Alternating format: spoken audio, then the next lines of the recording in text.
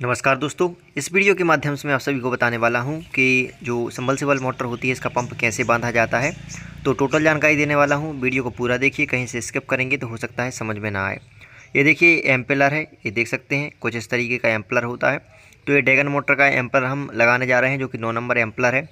देखिए जब हमने एम्पेलर लगाया है तो थोड़ा बॉडी से ऊपर रहना चाहिए और उसके बाद हमने हाउसिंग प्लेट लगाई है कुछ इस तरीके से आप देख सकते हैं।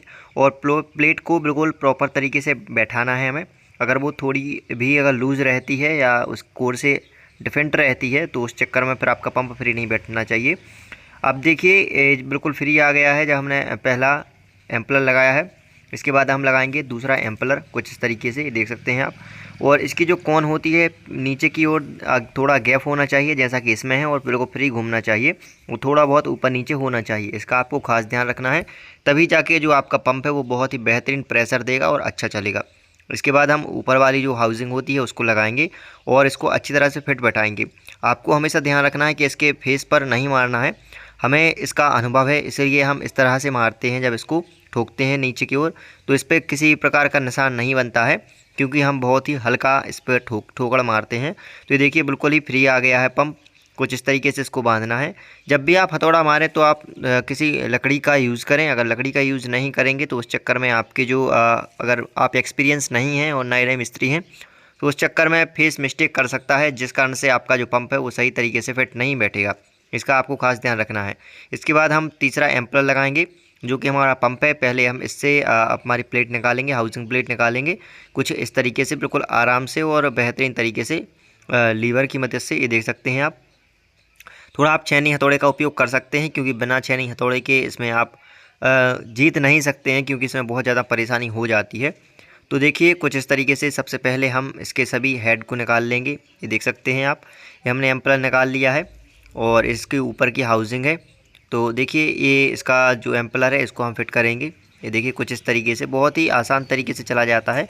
और इसमें आपको खास ध्यान रखना है ज़्यादा नीचे की ओर न जाए, वरना आपको सिम डालनी पड़ेगी। फ़िलहाल तो हमें किसी में भी सिम नहीं डालनी पड़ी है, तो सीधा हम हाउसिंग प्लेट सेट कर रहे हैं। देखिए कुछ इस तरीके से बहुत ही बेहतरीन और आराम से इसको ठोकना है। अगर आप ठोकर मारते हैं तो बहुत हल्की हल्की ठोकर लगाएं।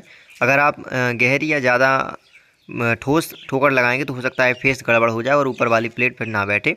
तो देखिए हम फिर से इसको एडजस्ट करेंगे और इसको घुमाकर देखेंगे ये प्रॉपर तरीके से सही आ रहा है। उसके बाद हम चौथा एम्पलर लगाएंगे। अभी हम 3 एम्पलर लगा चुके हैं और उसकी हाउसिंग प्लेट भी लगा चुके हैं। अब इसके बाद हम चौथा जो एम्पलर है उसे लगाने जा रहे हैं, और ये सभी प्लास्टिक के हैं, 09 नंबर है।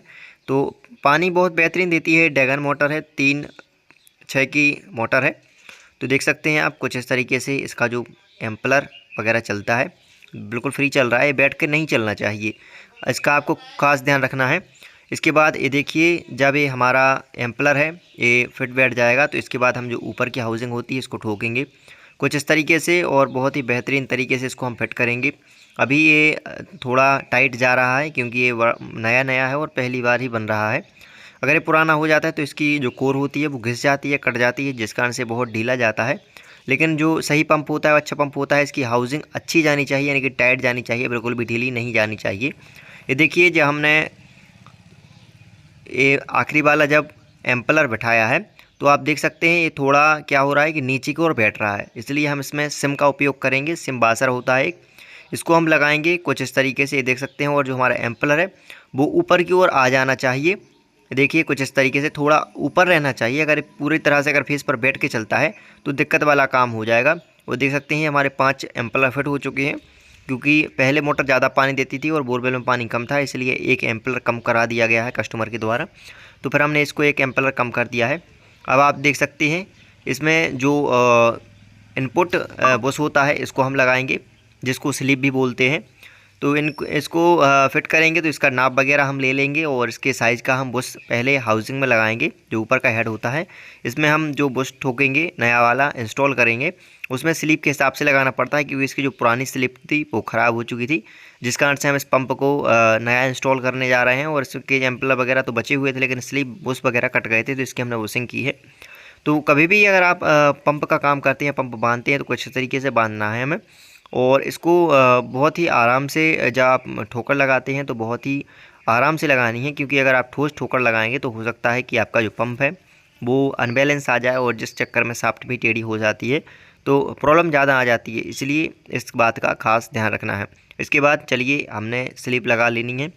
स्लिप के बाद यहाँ पर आप देख रहे हैं जो एल की नट है, एल की नट को हम टाइट करेंगे। पहले इसमें वाशर डालेंगे क्योंकि हम एल की नट टेस्ट कर रहे थे, उसी चूड़ी का है नहीं, क्योंकि इसका जो पुराना वाला एल की नट था वो ख़राब हो चुका था। तो इसको हम प्रॉपर तरीके से लगाने वाले हैं और बहुत ही बेहतरीन तरीके से लगाएंगे। ये देखिए फ़िलहाल इसको हम जब लगाएंगे तो इसमें 7 नंबर एल की लगेगी, तो इसको हम फिट कर लेते हैं। और ऊपर वाली हाउसिंग होती है, इसको भी हम फिट कर देंगे। ये देख सकते हैं आप, ये ऊपर वाली हमारी हाउसिंग है जो फिट हो चुकी है। अब इसके जो चारों नट हैं वो हम फिट कर लेंगे। और एक बात का आपको खास ध्यान रखना है, जब भी ऊपर वाली हाउसिंग लगाते हैं तो जहाँ पर कोर बनी रहती है वहीं पर ठोकर लगाएं, अन्यथा कहीं और लगाएंगे तो इसकी जो बॉडी है वो टूट सकती है। तो चलिए हम आपको मोटर स्टार्ट करके बता देते हैं।